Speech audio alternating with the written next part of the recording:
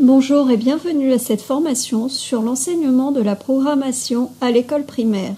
Cette formation sera uniquement axée sur les activités débranchées. Pour la suivre correctement, vous aurez besoin d'un crayon, d'un papier et de 5 gobelets. Je vais aborder 3 thèmes principaux: la cryptographie de l'image, les correcteurs d'erreurs et l'initiation à la programmation.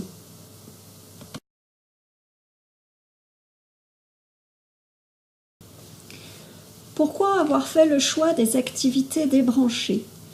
Parce qu'il me semble nécessaire de mettre l'accent sur les concepts informatiques et de ne pas se laisser éblouir ni rebuter par la technologie. Et, dernière raison, cela coûte moins cher et il est plus simple de le mettre en place en classe. Ce concept a été initié par un groupe de Néo-Zélandais en 1992 et mené par Tim Bell. Vous pouvez retrouver beaucoup d'activités sur leur site computerscienceunplugged.org. Le principe est de faire expérimenter et manipuler les élèves avec leur corps pour qu'ils s'approprient au mieux les concepts informatiques. Il s'agit également de proposer des activités ludiques et qui ont du sens.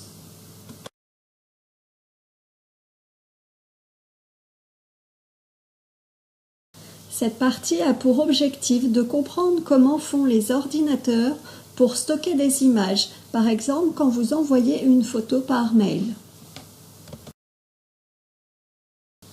Pour pouvoir lire une photo, l'ordinateur divise l'écran en une grille de petits carrés appelés pixels. Pixel est la contraction des mots picture et element. Voici une flèche qui vous est certainement familière. Je vous demande de noircir chaque case dans laquelle un trait de la flèche passe. Vous venez d'obtenir l'image pixelisée. Il faut savoir que les ordinateurs ne lisent pas les photos comme nous le faisons avec nos yeux. Pour pouvoir lire une image, l'ordinateur doit la convertir en chiffres. Voici ce que cela donne. Le premier chiffre correspond toujours à une case blanche. Vous avez compris? Alors à vous de jouer. Décodez cette image. Voici le résultat. Mais non, ce n'est pas l'heure de la pause. Voyons si vous parvenez à coder cette fois-ci cette image.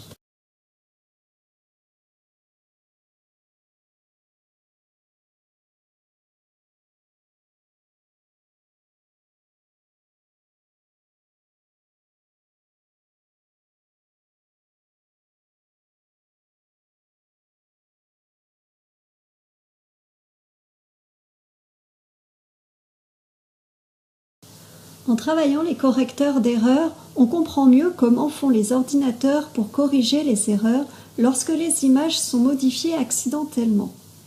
Gaëtan Perrin, de l'IREM de Clermont-Ferrand, propose une formation à distance sur ce thème. Je ne développerai donc pas ce chapitre, mais je vous invite à aller voir ces vidéos.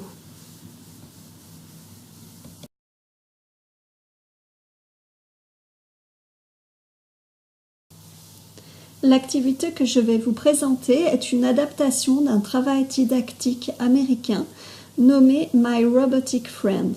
Elle permet de comprendre le lien entre les symboles et actions, ainsi que la très utile compétence de correction de bugs qui est le débugage. À l'intérieur d'un robot, il y a un ordinateur. Cet ordinateur va pouvoir fonctionner grâce à un processeur. Pour que le robot puisse agir, il va falloir qu'il comprenne et parle le même langage que le processeur. Ce langage, nous l'appellerons langage de programmation.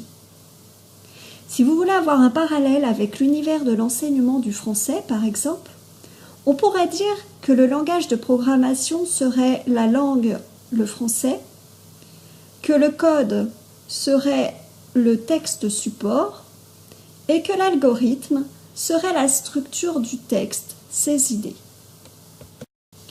Voici ce que sera notre langage de programmation pour cette séance.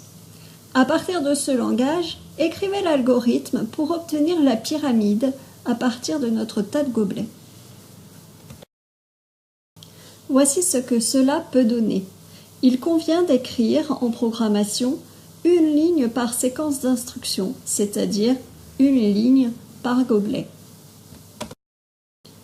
Inversement, essayez de construire ou de dessiner la pyramide correspondant à cet algorithme.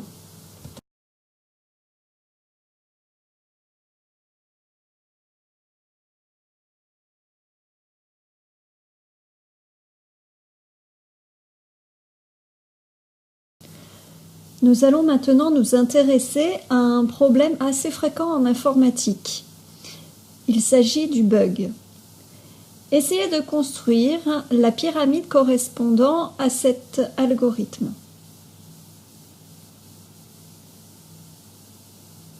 Effectivement, ça ne va pas. Un gobelet ne tient pas. À votre avis, d'où vient le problème ?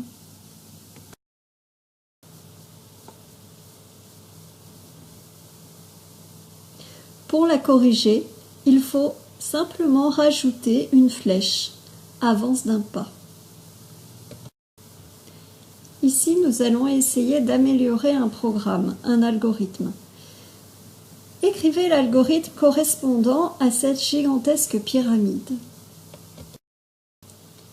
C'est difficile, peut-être aussi un peu trop long, effectivement. Alors inventons un nouveau symbole qui va nous permettre de faire une boucle. Ce symbole peut être celui-ci. Essayez d'utiliser ce nouveau symbole pour réécrire cet algorithme afin qu'il soit, disons, un peu plus digeste.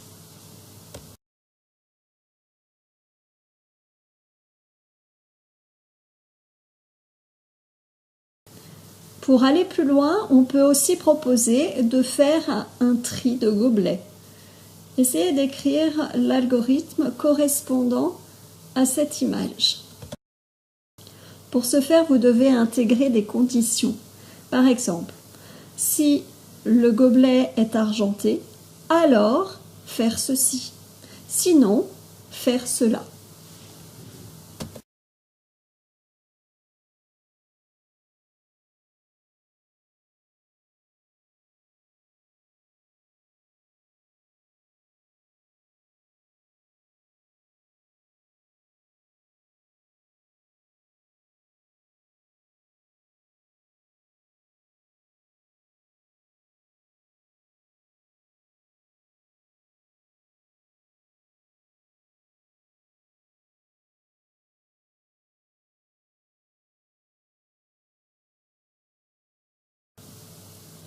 Désormais, vous avez quelques éléments vous permettant de démarrer l'enseignement de la programmation dans vos classes.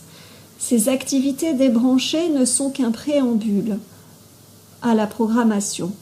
Vous pouvez facilement, maintenant, passer sur un logiciel type Scratch et ou sur la programmation d'un robot tel que la Bee-Bot, la souris STEM, l'Ozobot ou le robot Timio. Merci pour votre écoute et à bientôt, je l'espère, sur le groupe de partage via Educ, enseignement de la programmation à l'école primaire, créé par moi-même.